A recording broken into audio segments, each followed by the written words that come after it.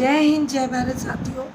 मैं चारू सैनी भारतीय आज फिर से एक विशेष मुद्दे पर, एक खास मुद्दे पर आप सबके सामने लाइव आई हूँ।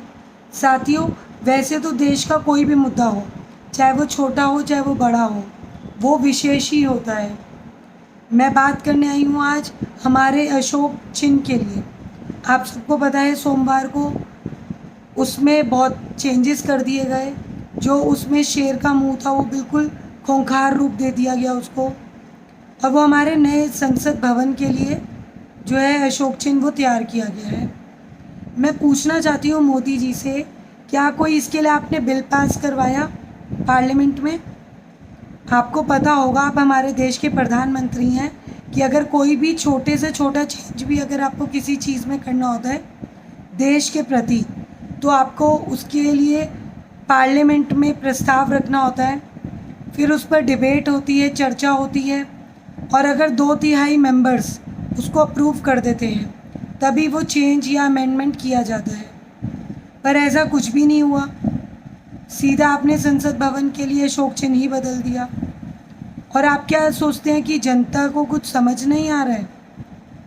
जनता अगर चुप बैठी है तो उसकी चुप्पी का आप फ़ायदा मत उठाइए, क्योंकि जब जब आपने या किसी भी देश ने छोटे छोटे चेंजेस करके जनता की चुप्पी को नहीं समझा कि जनता चुप क्यों है, तब तब उस देश का विनाश ही हुआ है।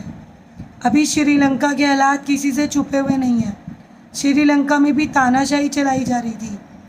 आज वहाँ के प्रधानमंत्री, राष्ट्रपति और नेताओं का क्या हाल जनता ने कर दिया है। अब वो सड़क पर भी अपना चेहरा नहीं दिखा पा रहे हैं, देश छोड़कर भाग रहे हैं। तो वो हालात अब आप इंडिया में, भारत में मत लाइए।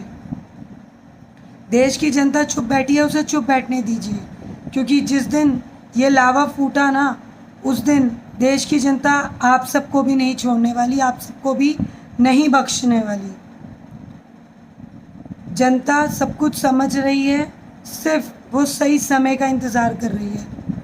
2024 में जितने भी ऐसे देश के विरोध में काम किए जा रहे हैं, उन सब का गिन गिन कर बदला लेगी अखिल भारतीय परिवार पार्टी। किसी को नहीं बख्शा जाएगा। ये एक चेतावनी दी जा रही है आप लोगों को पहले ही, फिर बाद में ये मत कहिएगा कि हमें बताया नहीं था। आप सबको अभी से हम वार्न कर रहे हैं, या तो सुधर जाइए, देश की जनता के हित में काम करना शुरू कर दीजिए, नहीं तो फिर तैयार रहिएगा। जो संविधान के हिसाब से आपकी सज़ा होगी वो आपको मिलेगी ही मिलेगी। और मैं जनता से भी अपील करना चाहूँगी कि जब भी देश में कुछ गलत किया जाए उसके अगेंस्ट आप लोग विरोध ज़रूर कीजिए।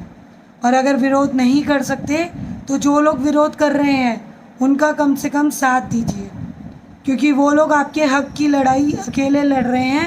अगर आप उनका साथ देंगे तो उनकी आवाज़ मजबूत होगी, वो और अच्छे से अपनी बात रख पाएंगे, क्योंकि उनको विश्वास होगा कि जनता हमारे साथ है।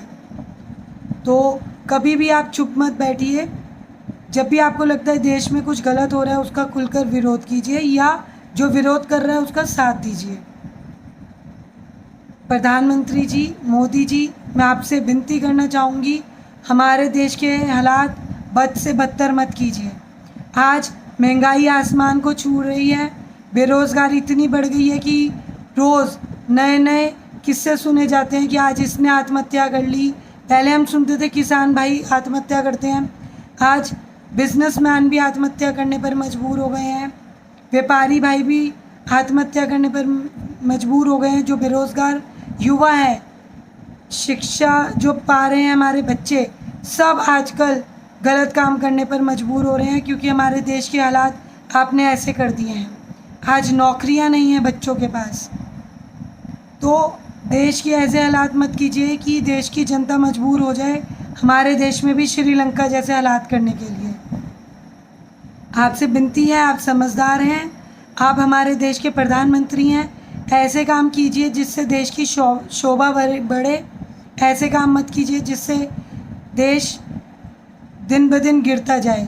चीज़ों को बेचना बंद कीजिए और देश के भले के लिए, देश के अच्छे के लिए काम करना शुरू कीजिए। हम तो सिर्फ बोल सकते हैं 2024 में जनता आपको दिखाएगी कि जो जनता आपको कुर्सी पर बिठाना जानती है वो आपको कुर्सी से उतारना भी जानती है, क्योंकि सत्ता कभी परमानेंट नहीं रहती। आप शायद ये भूल गए हैं। तो ऐसे काम कीजिए ताकि जनता को लगे कि हाँ आपने कुछ अच्छा ही किया है।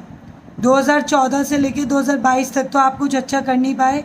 अब आपके पास लिमिटेड 2 साल रह गए हैं। कम से कम अब तो देश का भला कर दीजिए। चीज़ों को मत बेचिए। रोज़गार पर बात कीजिए, शिक्षा पर बात कीजिए, स्वास्थ्य पर बात कीजिए, देश की भलाई पर बात कीजिए, व्यापार को कैसे बढ़ाया जाए उस पर बात कीजिए। मन की बात बहुत हो गई, अब कीजिए देश की चीज़ों पर बात, देश की चीज़ों पर काम कीजिए।